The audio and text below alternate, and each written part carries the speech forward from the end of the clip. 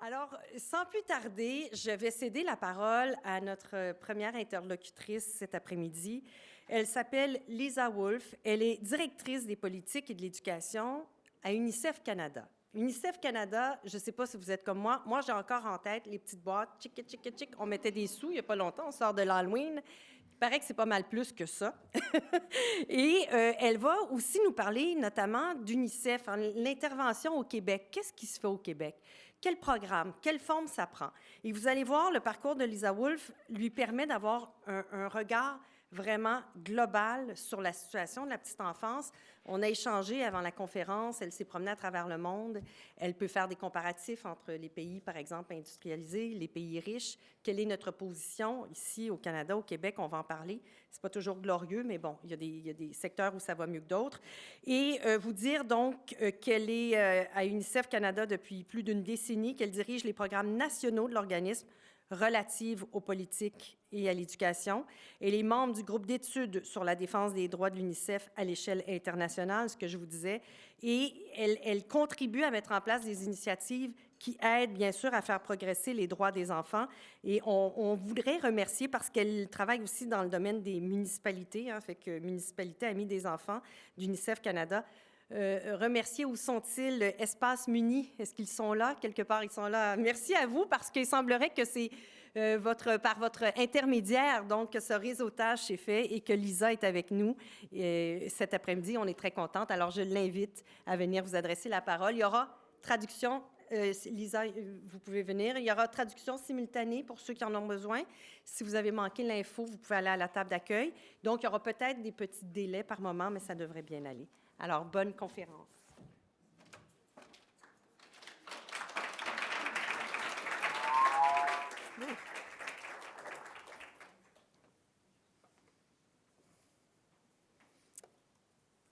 Merci beaucoup. C'est avec plaisir que je vous rejoins, hébergé par le collectif La Petite Enfance.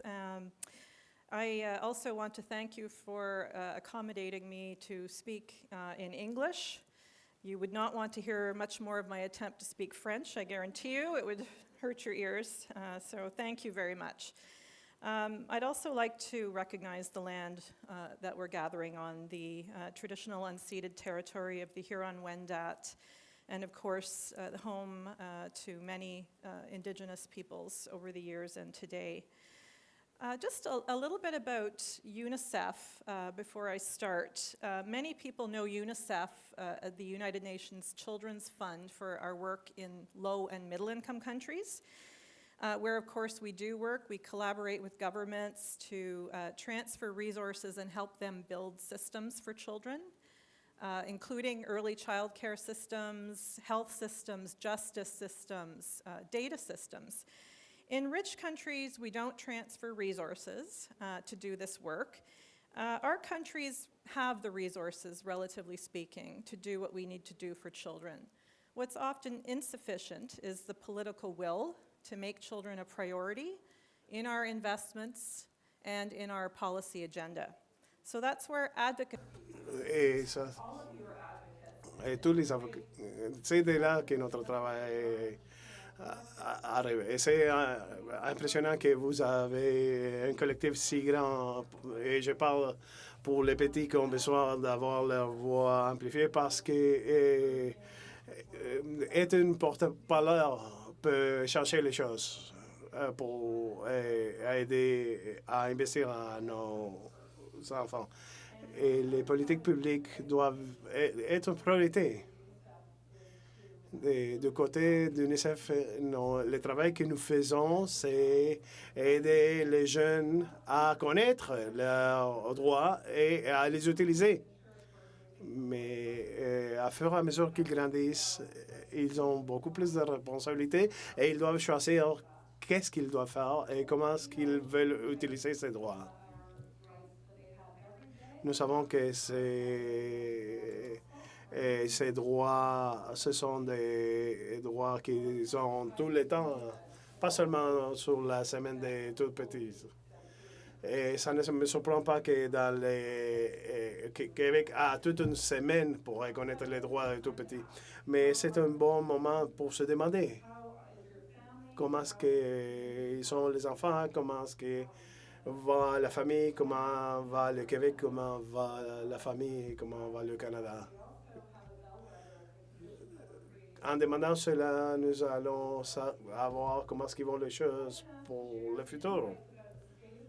Donc, permettez-moi de partager quelques informations par rapport au Canada en comparant qu'est-ce qui se passe dans d'autres pays qui ont des ressources similaires que nous. Et particulièrement la situation au Québec en relation au Canada. Et comment est-ce que cela se reflète par rapport aux droits des enfants et pour voir comment est-ce qu'on peut faire que ces droits soient plus respectés. Quand nous travaillons avec la Convention des droits des enfants, comme nous devons considérer aussi les droits ancestraux et d'autres droits, ou la Déclaration des droits des enfants de Québec et Labrador, entre autres.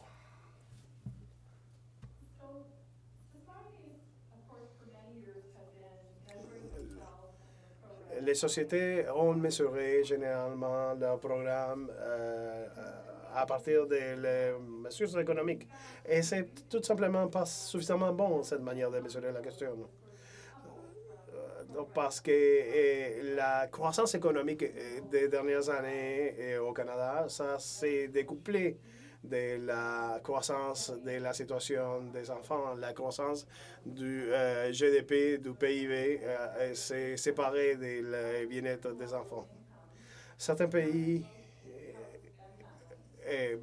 mesurent la question à partir de comment est-ce qu'on dépense cet argent. Donc, UNICEF a demandé à tous les gouvernements de mesurer et de surveiller la situation de leurs enfants, et ce qui fait partie des obligations qu'ils ont contractées en ratifiant la Convention des Nations Unies relative aux droits des enfants.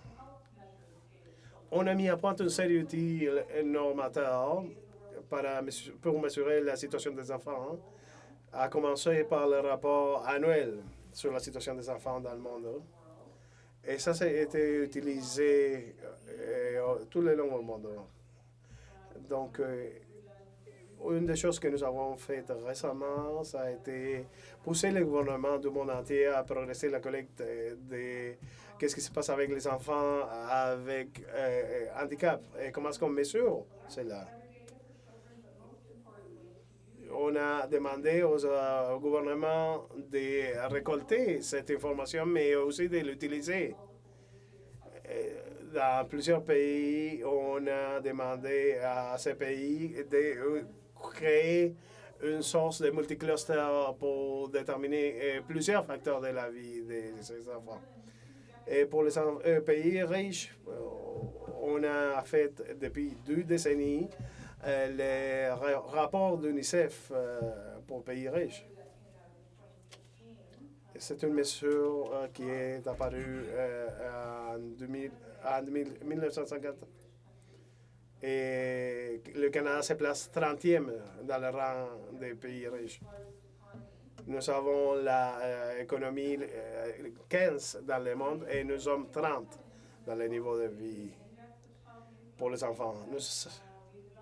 Nous avons aussi un autre outil au Canada qui accompagne ces mesures-là et ça a été utilisé dans d'autres pays comme l'Australie aussi.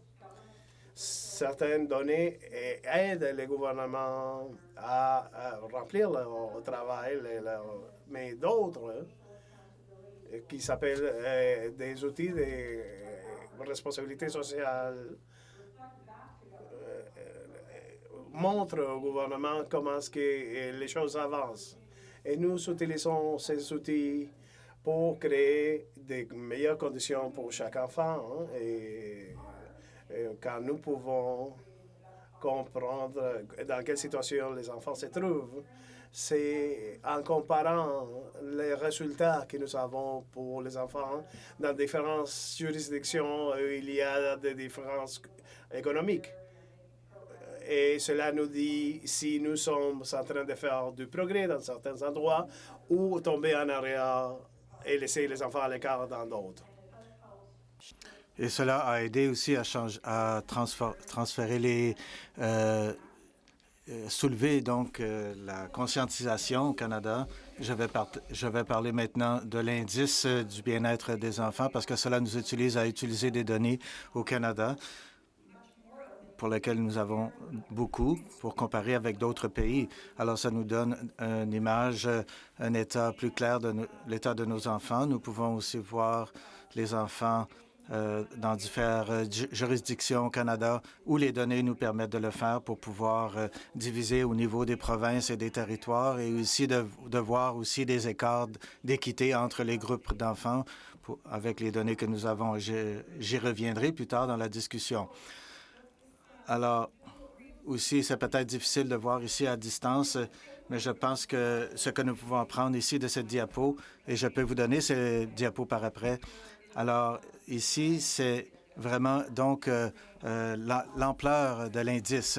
On ne mesure pas simplement l'éducation, la santé, ce sont les deux dimensions pour les enfants où il y a des tonnes de données au Canada et pour lesquelles les adultes prennent soin davantage, mais on veut aller voir plus loin, plus en détail, de voir des conditions qui importent pour les enfants pour une bonne vie sous l'âge de 18 ans. Alors, on met en même temps le fait de pouvoir jouer, de participer dans la société, à l'école, et aussi si les enfants puissent, s'ils fument à l'école et quel est leur niveau de succès à l'école. Et aussi, c'est quoi le bien-être? Alors, on doit se poser cette question avant de commencer. On a dû poser cette question avant de bâtir cet indice pour pouvoir bâtir l'indice sur une définition du bien-être selon les Canadiens, ce qu'ils veulent pour les jeunes, pour la vie en bas de 18 ans. Et bien qu'il y ait une définition légale des droits des enfants, la Convention sur les droits des enfants, le document juridique, il n'y a pas de définition spécifique. Chaque communauté peut définir le bien-être pour eux-mêmes. Et évidemment, il y a aussi des distinctions culturelles qui sont très importantes. Ce n'est pas tout le monde qui sera d'accord sur c'est quoi le bien-être. Alors, notre indice, donc, touche aux deux concepts et on l'a bâti en posant à des centaines de Canadiens, incluant des jeunes, ce que signifie le bien-être pour eux. Et voici une définition, donc, qui a été bâtie sur les choses communes que nous avons entendues. Alors, notre tâche maintenant, c'est de développer des indicateurs pour pouvoir mesurer certains de ces concepts pour l'indice. Alors, nous avons divisé, encore une fois, en parlant de plusieurs, on a parlé de plusieurs personnes et de méthodes. Alors, on a 125 indicateurs répartis dans 9 dimensions interdépendantes de la vie, comme je vous ai montré dans la diapo précédente. Et aussi, les indicateurs se concentrent sur des choses qu'on peut observer ou effectuer des rapports pour les enfants. On peut parler aussi des indicateurs de données, de statut, et la majorité sont basés sur des rapports, des auto-rapports par les jeunes, ce qu'ils disent d'eux-mêmes et de leur vie, et ce qui est donc intentionnel. Et tout cela est donc soutient des buts de développement durable, des objectifs de développement durable, si vous en avez entendu parler. Oui, beaucoup de communautés les ont adoptés au Canada et se sont engagés à pouvoir développer des objectifs de développement durable d'ici 2030. Alors, il y a des objectifs ou des cibles pour les enfants. Nous les avons pris dans un contexte de pays riches et cela constitue environ 30 des indicateurs que nous avons mesurés. Alors, nous faisons le suivi ici pour que les gouvernements, dans leurs actions qu'ils ont prises. Aussi, bien qu'il a été difficile de définir des indicateurs pour mesurer cette définition de bien-être, où sont les idéaux que nous voulons mesurer vraiment? C'est lorsque nous voulions trouver des données pour pouvoir mesurer donc ces données, ces indicateurs plutôt et ces concepts, parce que c'est difficile d'avoir de bonnes données pour les jeunes et les enfants. Et on va aussi en parler davantage pour les plus petits. Et on dépend davantage sur des questionnaires, des sondages pan-canadiens parce qu'on voulait réitérer l'index l'indice pour pouvoir... alors, les questionnaires de Statistique Canada, aussi les questionnaires avec les écoles, des questionnaires ou sondages qui permettent d'avoir des moyennes nationales, mais dans certains cas aussi de pouvoir faire une division selon les provinces et territoires où cela est possible et de pouvoir voir les différences aussi entre groupes d'enfants. Et je dirais que dans ici, nous avons trouvé beaucoup de défis pour essayer de voir différents groupes d'enfants, comment ils expérimentent les inégalités et parce qu'il y a beaucoup de travail pour avancer et de reconnaître les enfants. Certains sondages laissent les enfants des Premières Nations complètement à l'extérieur et avec les enfants sur réserve. D'autres groupes qui font face à des iniquités aussi pour différentes raisons sont mis de côté. Alors, nos données seront donc un sous-estimé du progrès et des défis.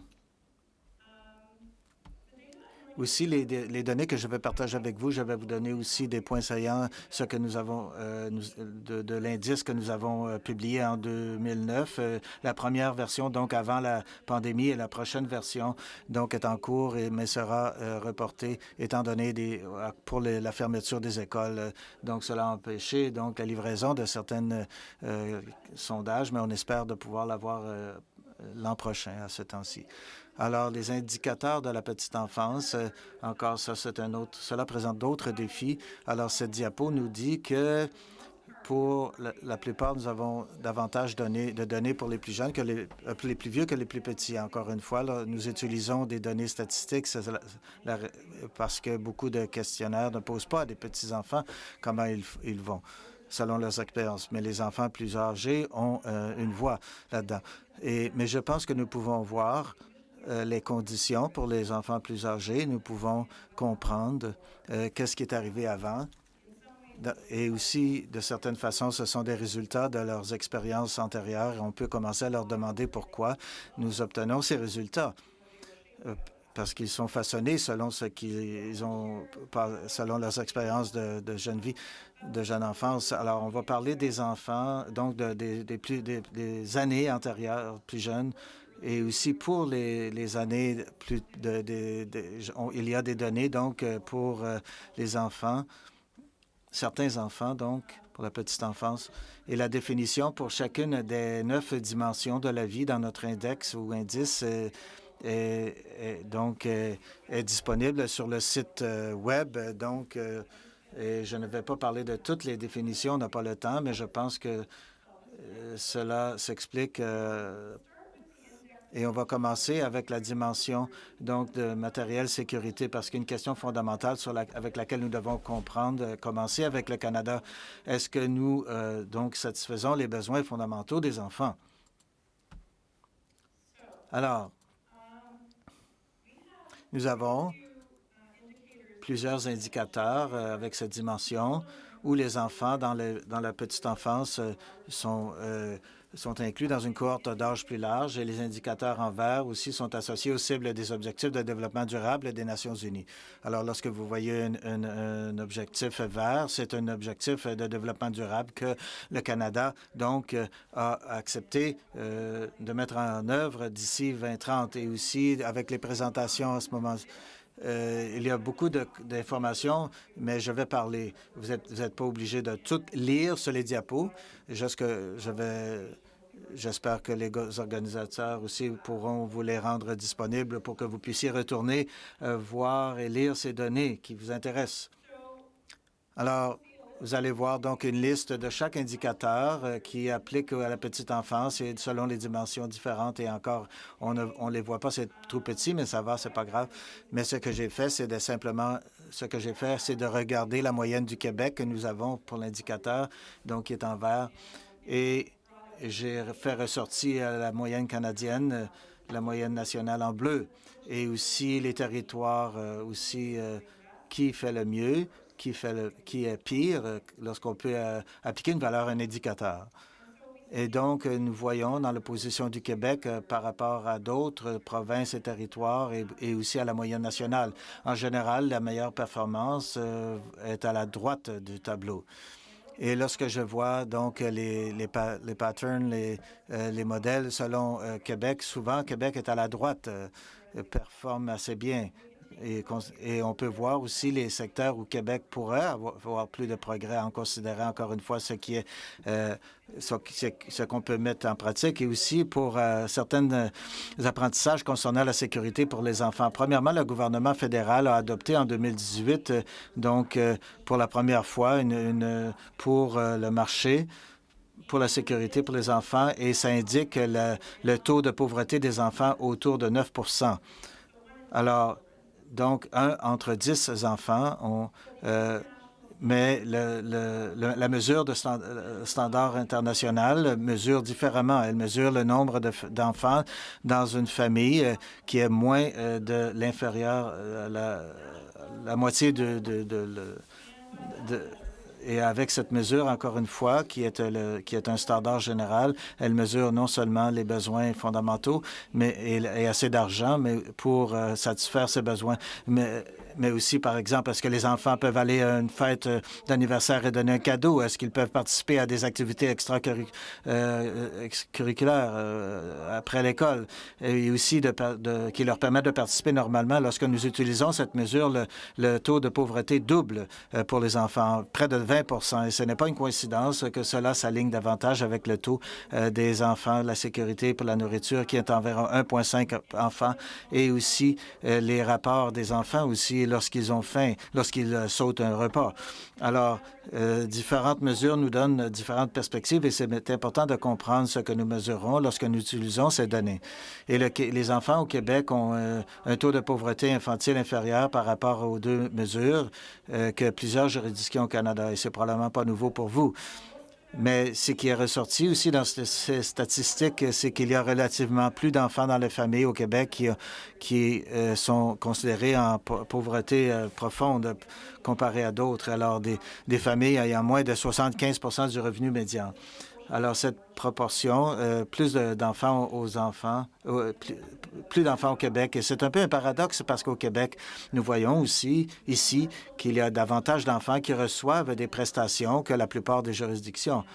Et nous savons que la plupart ou la plupart des enfants aussi ont plus d'accès à des congés parentaux. Il y a aussi moins d'enfants qui ont des besoins, moins de besoins de logement, de prestations de logement. Alors, mais le manque donc pour les enfants et ces familles, ça doit être comparé avec d'autres programmes de soutien. Et ça, c'est vraiment, on parle de l'indice de la de privation, donc ici en Europe, qui voit, ça nous aide donc à cibler nos services sociaux pour pouvoir aider les enfants et pouvoir satisfaire leurs besoins fondamentaux.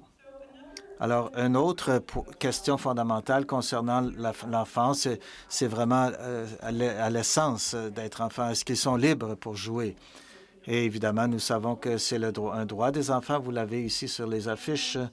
Et vraiment, il n'y a pas assez de données robustes au Canada pour pouvoir mesurer cet aspect fondamental de l'enfance.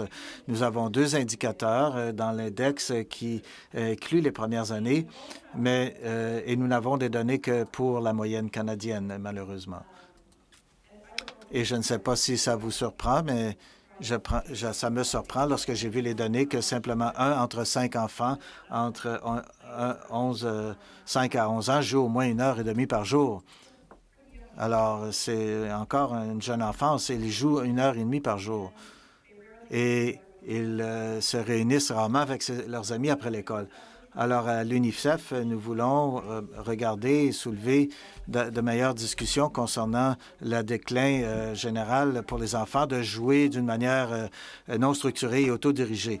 Et nous savons que si nous évaluons cela, nous pouvons nous assurer que c'est sur le radar de ceux qui prennent les décisions, parce que c'est influencé par les politiques et on pourra en revenir avec notre politique et notre panel de discussion. Mais les politiques ont à faire beaucoup lorsque nous parlons du jeu pour les enfants, pour qu'ils puissent jouer plus ou non dans les pays plus riches. Est-ce que Est-ce que avons-nous notre place? Les enfants ont-ils des relations de soutien avec les autres dans leur famille, à l'école et dans leur communauté? Et il y a des indicateurs dans cette dimension à la petite enfance, mais la plupart sont des indicateurs qui modèlent, qui n'ont pas pour lesquels il n'existe pas de données nationales ou comparables, comme une mesure des enfants non accompagnés, séparés dans le contexte de la migration, pour laquelle nous ne pouvons pas obtenir de données, et une mesure de la façon dont les relations familiales sont préservées ou restaurées par le système de protection de l'enfance, pour laquelle nous ne pouvons pas obtenir des données. Et dans nos consultations avec les jeunes, il a été frappant de dire il était frappant de constater à quel point les animaux de compagnie figuraient fréquemment parmi les relations qu'ils disaient être les plus importantes pour leur bien-être. Et on n'a pas une mesure, donc, pour les animaux de compagnie. On dirait pas que chaque enfant devrait avoir un animal de compagnie, mais on l'a quand même inclus parce que ça soulève une bonne discussion. Qu'est-ce qui se passe avec les autres relations dans les membres de la famille, les pères, les anciens, qui créent du stress dans cette... Qu'est-ce qui se passe avec les pères, avec les autres à l'école, où les jeunes, souvent, dépendent de leur animal de compagnie lorsqu'ils reviennent à la maison pour avoir leur soutien émotionnel. Alors, voilà pourquoi on l'inclut. Un autre indicateur que nous avons aussi dans cette dimension pour les dépend aussi donc de l'instrument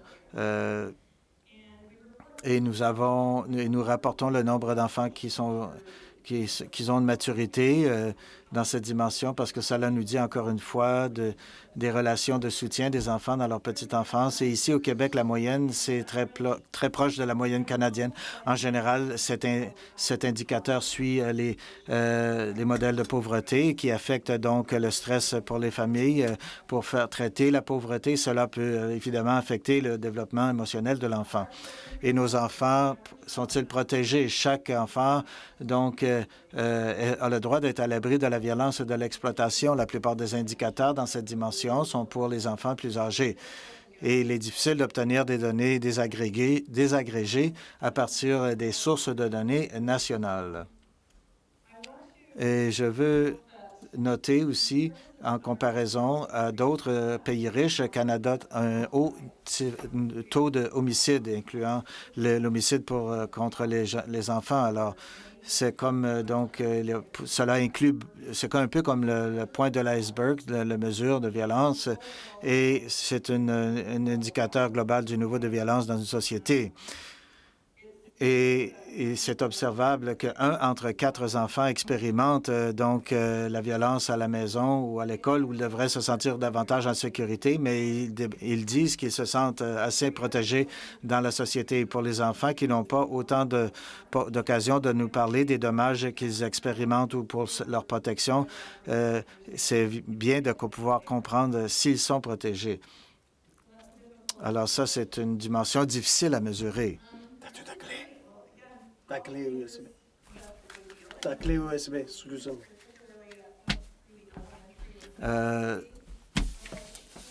Les décideurs politiques investissent beaucoup dans la mesure des résultats scolaires. C'est correct. Alors, c'est vraiment une nouvelle poursuite. C'est beaucoup plus avancé que le Québec, que d'autres parties au Canada. Et encore une fois, nous avons une mesure pour EDI. Alors, les enfants qui sont... alors, ce n'est pas une surprise pour vous que le Québec fait assez bien et cela a à faire, évidemment, avec la qualité donc du développement, du système de développement de la jeune enfance que vous avez ici. Encore une fois, je ne pense pas que personne n'est content avec le statu quo et avec les inégalités donc derrière ces données. Alors, on va continuer dans cette direction. Est-ce que nous sommes en santé? Nous avons évidemment beaucoup de données pour la santé, pour la jeune enfance, beaucoup moins pour donc l'information sur la santé mentale que pour les enfants plus âgés. Et les indicateurs montrent que le Québec semble avoir des résultats plus sains en matière de naissance que de nombreuses juridictions. Et meilleur que la moyenne canadienne, notamment une mortalité infantile, une naissance prématurée, un faible poids à la naissance plus faible. Donc, De l'autre côté, en dépit des congés parentaux au Canada, Québec a beaucoup moins un taux relativement faible d'allaitement maternel à 6 mois. Alors, mesurer la participation donc des jeunes et l'action des jeunes est un domaine en évolution et en défi et pour lequel nous n'avons pas beaucoup de données. Malheureusement, il y a seulement un indicateur dans l'indice qui s'applique à la jeune enfance que nous pouvons mesurer en ce moment, et cela est le statut de citoyen. Le Canada est le plus élevé comparé à d'autres provinces compte tenu de l'importance cruciale.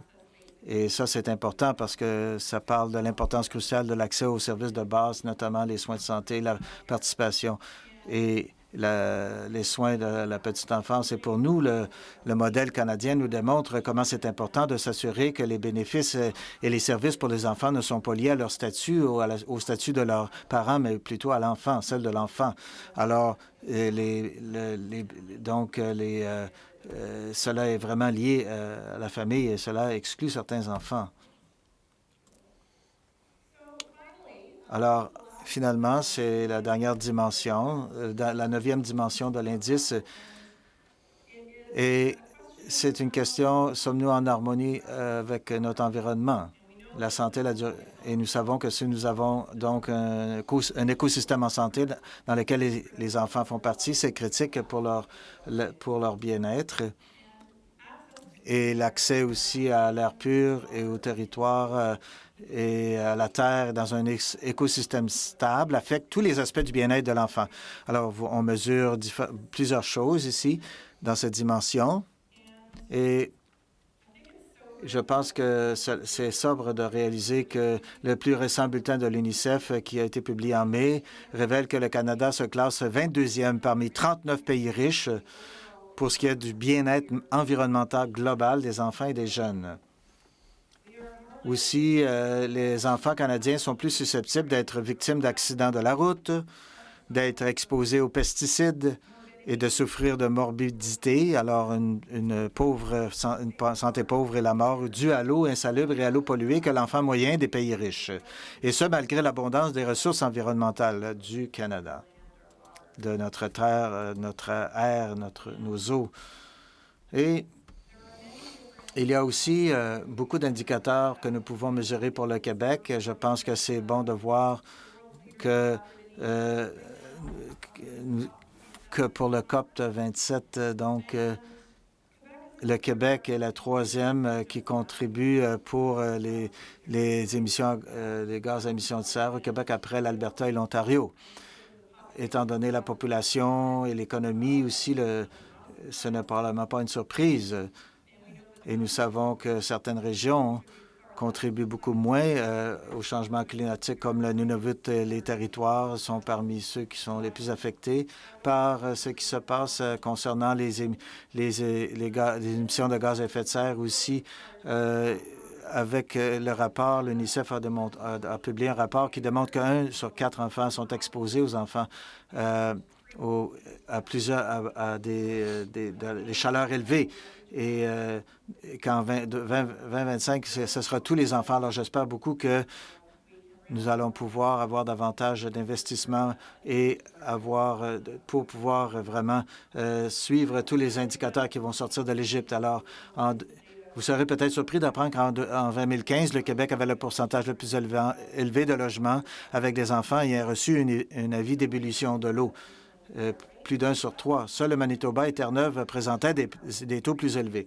En revanche, les enfants québécois sont plus nombreux à pouvoir accéder à des parcs et des espaces verts publics près de chez eux. Le dernier indice, concernant l'état des enfants, alors ça pose la question, est-ce que vous êtes heureux? Et ça exclut les jeunes enfants. Dans notre questionnaire, nous n'avons pas les données pour eux à rapporter. Ça cause un défi. Alors, ça, c'est une diapo vide. On ne sait pas à quel point ils sont heureux pour comment les plus jeunes se sentent. On a des données pour les enfants plus âgés.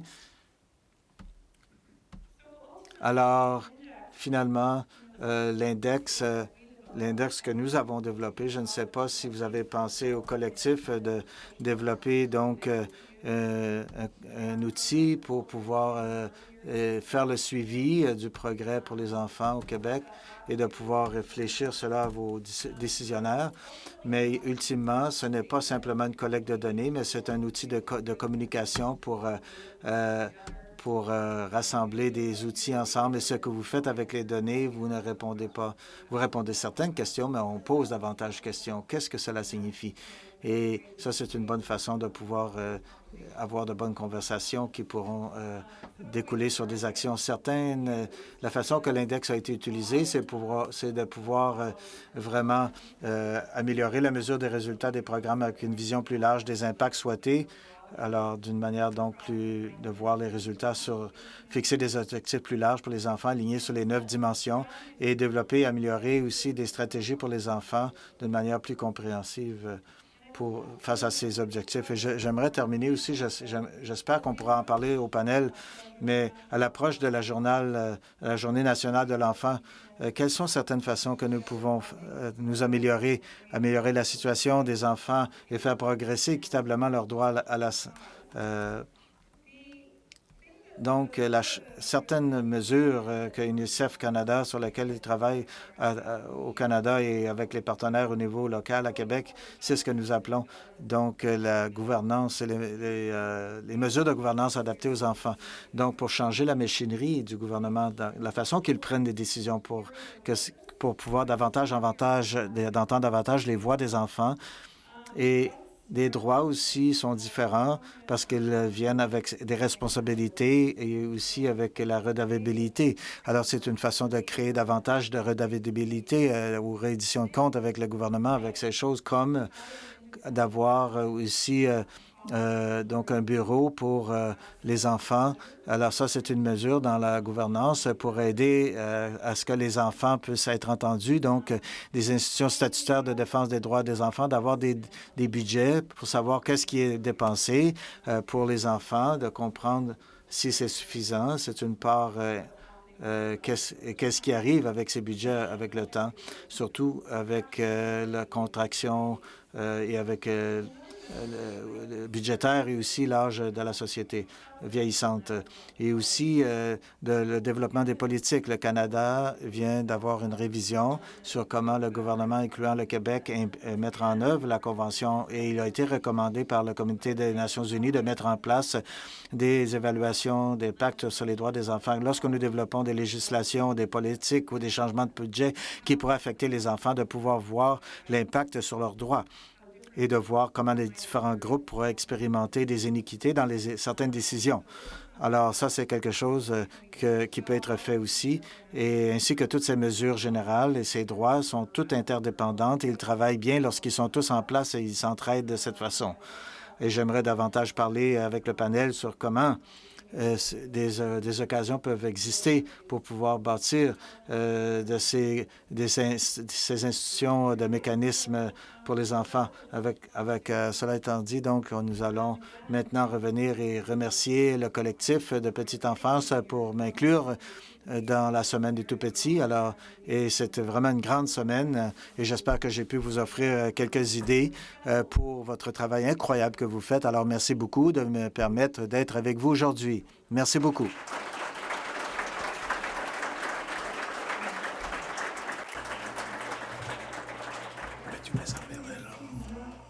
Merci. Reste avec nous. Il va avoir peut-être quelques questions. Porter ton appareil. Est-ce que vous avez des questions? Si oui, juste nous faire signe parce qu'on va se promener avec un micro pour qu'on puisse faire la traduction.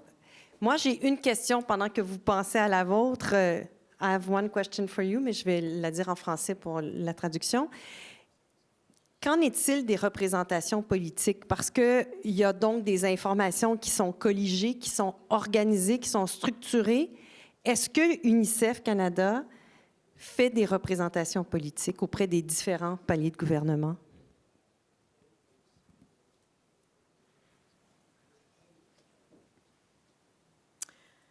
So if I'm understanding, it's you're asking me how UNICEF engages with the government? Yeah, and Yeah. how do you bring it to government?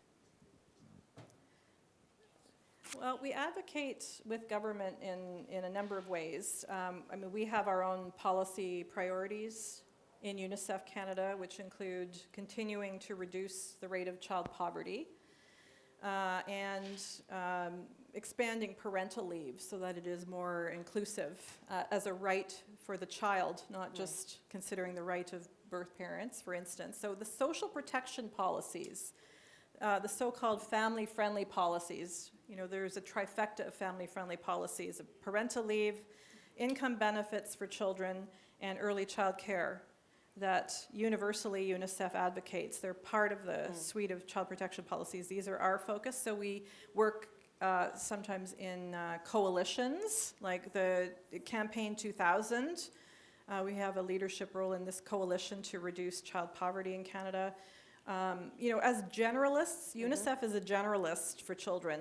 We're not a health organization or a child welfare organization. Because of the Convention on the Rights of the Child, which we have a mandate to work to advance, we look very holistically at children.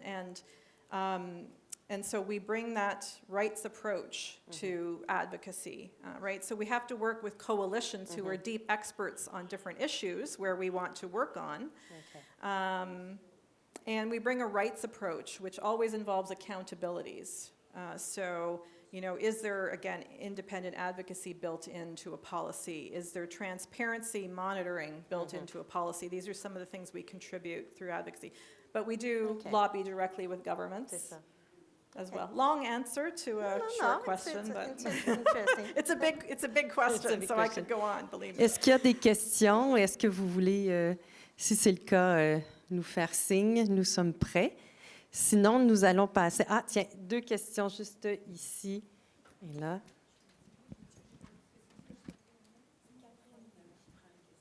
Oui, alors Catherine, merci Catherine de prendre des questions. On vous écoute. Attendez, est-ce que c'est OK? Oui, allez-y. Oui, alors, merci beaucoup pour votre présentation, c'était très enrichissant. La question que j'aimerais poser, c'est par rapport à... Mais l'indice, ça demande de collecter pas mal de données.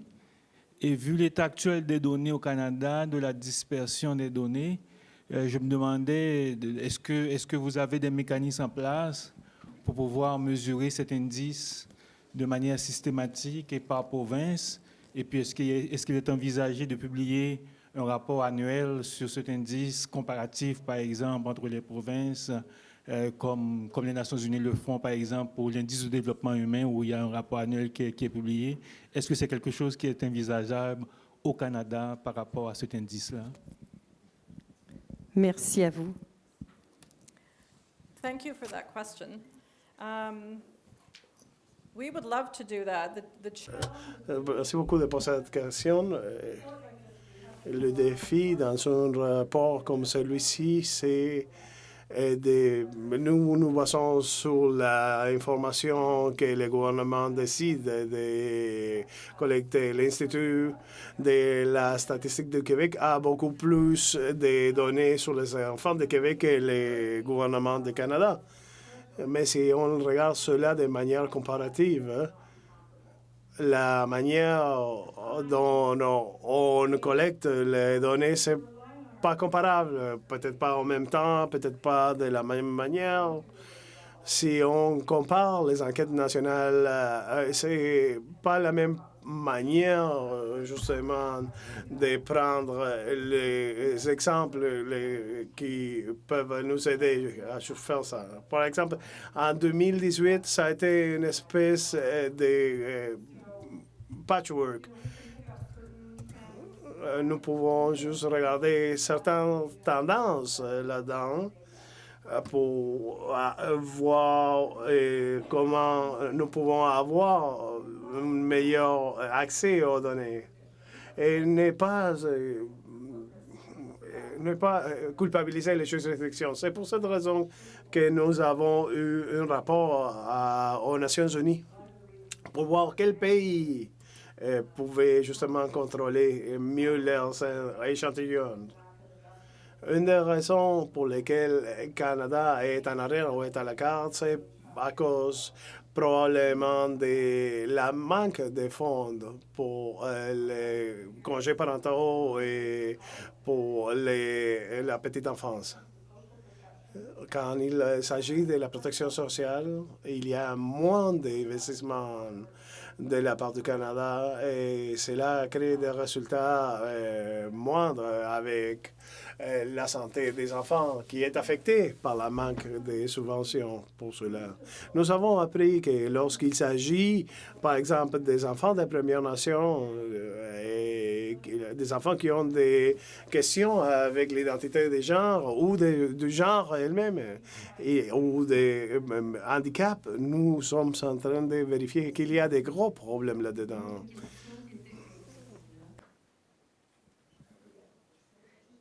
Ah oui. Yes. Oui. Quay, Médéric Sioui from the First Nation Quebec Labrador Health and Social Services Commission. I'm wondering. Je me demande si vous pouvez isoler les données des Premières Nations dans votre portrait. Est-ce que vous pouvez le faire? Merci beaucoup de cette question. C'est une petite question, mais une grande question. Ça dépend beaucoup des données que nous utilisons parce que ce n'est pas les données à nous, c'est les données qui sont disponibles. Et lorsqu'on frappe un mur, on dit ça, c'est la façon dont on a récolté les données. Ça, c'est les données que le Canada. Plusieurs enfants de réserve sont laissés à l'écart de ces enquêtes canadiennes. L'information qui vient des centres de gouvernance des Premières Nations est une des choses qu'on doit considérer dans la prochaine génération de notre rapport. Ça va être de travailler avec les Premières Nations. Comment est-ce qu'on va refléter les données que vous avez? Parce qu'on ne veut pas refléter ces données qui pourraient être mal utilisées, mal comprises. Donc, c'est notre intention de travailler avec vous et avec d'autres partenaires parce que vous avez des données sur la situation de vos enfants. Parce qu'on ne peut pas des données que nous pouvons utiliser à partir des données pan-canadiennes. Oui, nous sommes en train de faire l'enquête des données pour nos enfants. Oui, c'est génial ça. Aussi sous forme du panel. Tout à l'heure, vous pourrez intervenir, vous manifester. Puis après, il y aura aussi une période où c'est vous qui parlerez parce qu'on va vous faire travailler quand même un peu. Hein? On va vous mettre en petits groupes, puis vous allez travailler selon les droits, donc dans quelques minutes. Merci beaucoup, Lisa Wolf. Merci à vous d'être venue nous voir.